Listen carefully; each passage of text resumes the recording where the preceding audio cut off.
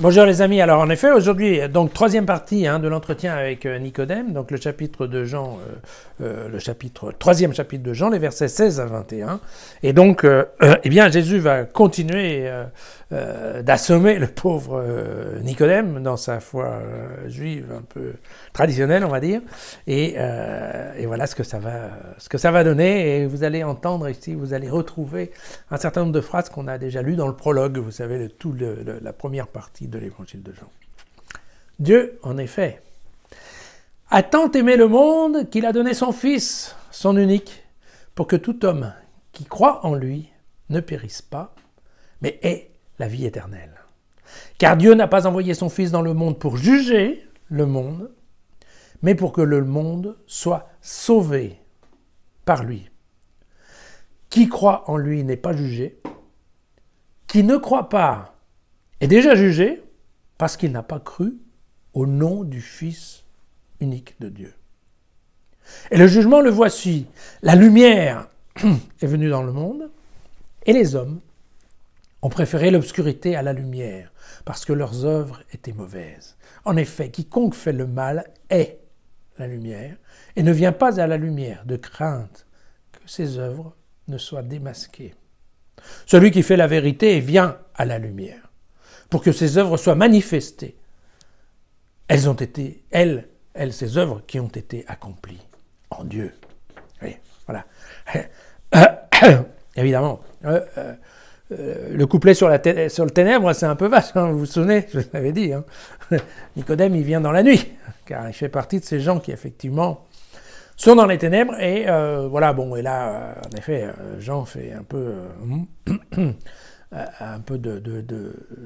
pousse un petit peu le raisonnement un peu plus loin en disant que si les gens sont dans la ténèbre, c'est qu'ils se cachent parce que leurs œuvres sont pas très bonnes. Bon. Évidemment, c'est probablement un peu exagéré, mais alors, souvenons-vous, attention, j'insiste, quitte à me répéter, la vie éternelle pour Jean, c'est la présence c'est vivre avec Dieu, c'est être auprès de Dieu, d'accord?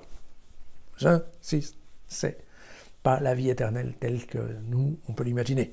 D'accord, c'est pas une vie humaine reportée à l'infini dans un autre monde. Non, la vie éternelle, c'est vivre auprès de Dieu. Et donc, le message qui est envoyé une fois de plus aux Juifs, c'est, attendez, le Fils de l'homme n'est pas venu pour juger le monde. C'est pas le Messie royal que vous attendez, le type qui va venir, qui va faire le jugement dernier, c'est pas ça. Vous êtes dans l'erreur par rapport à cette histoire de jugement dernier. Et c'est pas ça. Le Fils de l'homme, il est là maintenant et vous avez le choix. Vous croyez ou vous croyez pas. Et il n'y a pas de jugement après. C'est un auto-jugement. C'est vous qui faites votre choix. Mais si vous croyez dans le Fils de l'homme, à ce moment-là, c'est bon, vous êtes sauvés. Si vous n'y croyez pas, c'est cuit, vous n'êtes pas sauvés. Ouais, c'est aussi direct que ça, dans ce passage en tout cas. Il n'y a plus besoin de jugement. Si vous avez décidé que vous ne croyez pas dans le Fils de Dieu, si vous ne croyez pas dans le Fils de Dieu, il n'y a aucune raison que vous vous mettiez à croire en Dieu, et donc il n'y a aucune raison que vous approchiez de Dieu. Voilà le raisonnement dans ce passage. Il est assez simple. Il s'agit d'un jugement immédiat, et c'est en fait c'est vous, votre choix, make your choice. Okay. Alors il y a un autre petit mot qui est très important, c'est en effet quiconque fait le mal, et celui qui fait la vérité. Voilà, c'est quand même la notion, en effet, l'universalité de l'offre de Jésus. D'accord ? Encore une fois, ça c'est aussi important pour les Juifs. Il est en train de dire que Dieu n'est pas réservé au peuple juif. Attention, le salut n'est pas réservé au peuple juif. Et ça aussi, pour Nicodème, ça doit le gratouiller un peu. Ça fait pas si. Pour nous, ça nous paraît un mot comme ça, mais je peux vous garantir qu'à l'époque, en effet, au milieu des Juifs, si vous alliez dire dans une synagogue, ouais, ne vous inquiétez pas, on va tous être sauvés, et le paradis, il est pour tout le monde. Rapidement, ils vont dire, non, mais attendez, alors pourquoi nous, on s'enquiquine à suivre les commandements si vous me dites qu'à la fin, c'est pour tout le monde. Vous voyez, donc, c'est un petit peu compliqué. Alors après, bon, vous voyez, la lumière du monde, vous vous souvenez, alors, la lumière du monde, là, on retombe exactement dans le texte du prologue. Donc, ouais, là, l'idée, c'est là l'avantage de découper un texte en petits morceaux, c'est qu'on sent bien les idées plus fortes, les idées principales.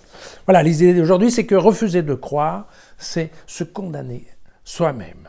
Attention, c'est Jean qui le dit, c'est pas moi. À demain.